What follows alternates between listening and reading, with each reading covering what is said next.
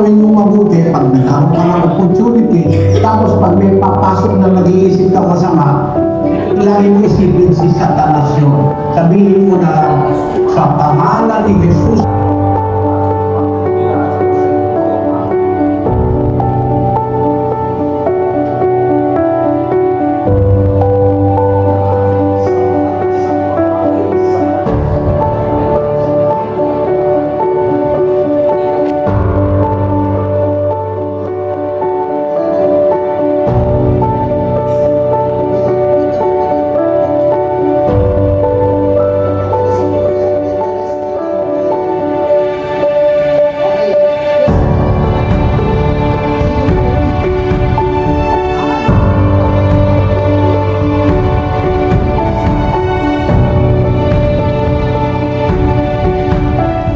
Mapanag ang bumabasa at nakikinig.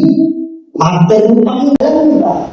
Maraming benepisyong makukuha sa pakikinig. Maraming kaalaman ang ating matataglan sa mabuting pakikinig. At alam mo ba mahalaga sa Diyos ang pakikinig?